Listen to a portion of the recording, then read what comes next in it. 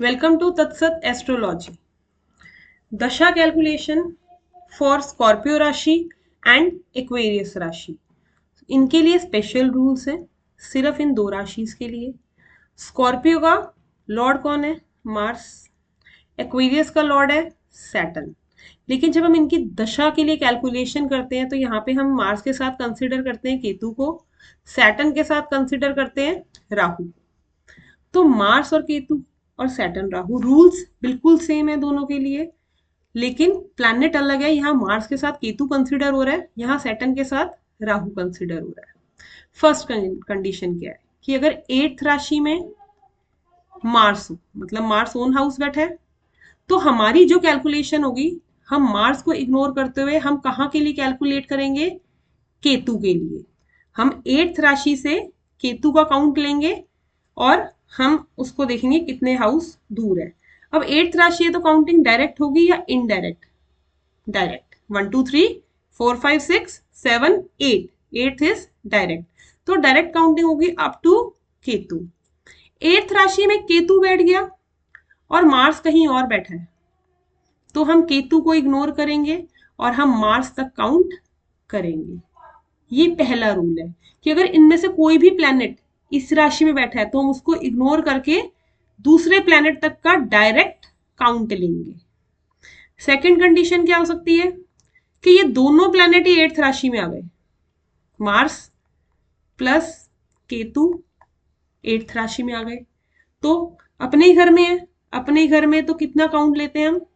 12 year की दशा। Own house के लिए हम -1 रिडक्शन नहीं करते हैं, तो 8th राशि की दशा हमें मिल गई 12 साल की। दोनों के दोनों इकट्ठे 8th राशि में ही बैठे। कंडीशन नंबर 3 कि दोनों में से कोई भी प्लैनेट 8th राशि में नहीं बैठा, दोनों अलग अलग बैठे हैं।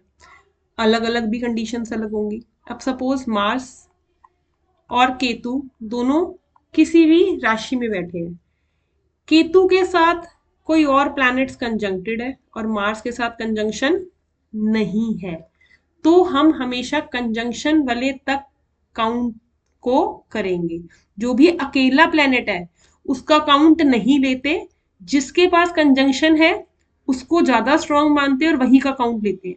तो 8th राशि का काउंट चलेगा direct count up to Ketu.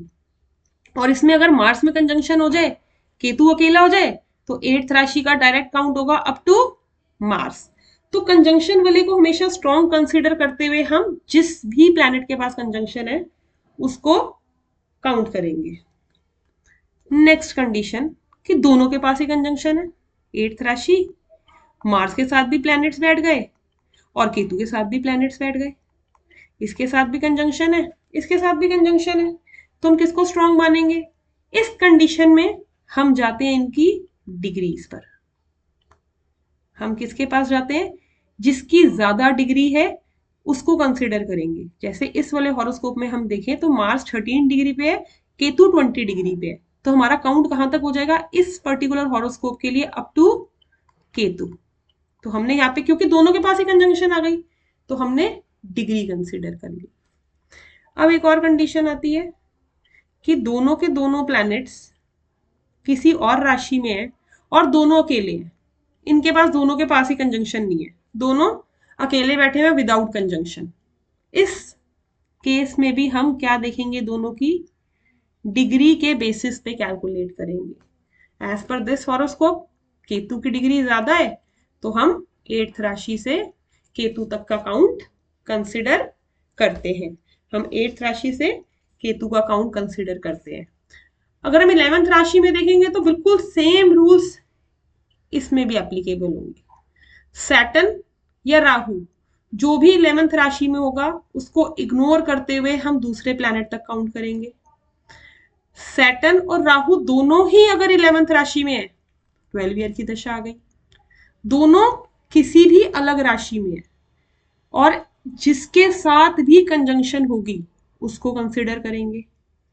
दोनों के साथ कंजंक्शन है, डिग्री लेंगे, और दोनों के साथ ही कंजंक्शन नहीं है तब भी डिग्री लेंगे।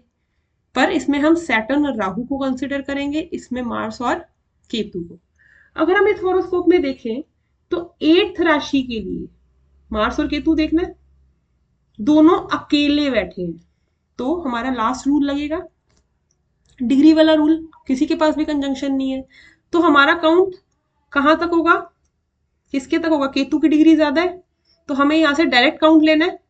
तो 8 से अगर हम डायरेक्ट काउंट करेंगे तो केतु कितने घर दूर है, 12 हाउस दूर है। 12 माइनस 1 हमें यहाँ पे 8th राशि में मिलेगी 11 ईयर्स की दशा। अब हम 11th राशि देखते हैं।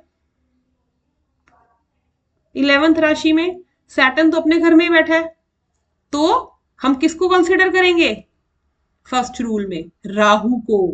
11th राशि की दशा क्या होती है, 1 2 3 4 5 6 7 8 9 10 11 इनडायरेक्ट, तो हम इनडायरेक्ट काउंट करेंगे, यहां से इनडायरेक्ट काउंट करेंगे तो राहु आ रहा है यहाँ पे 11 हाउस, 11 माइनस 1 10 ईयर की दशा। Thank you.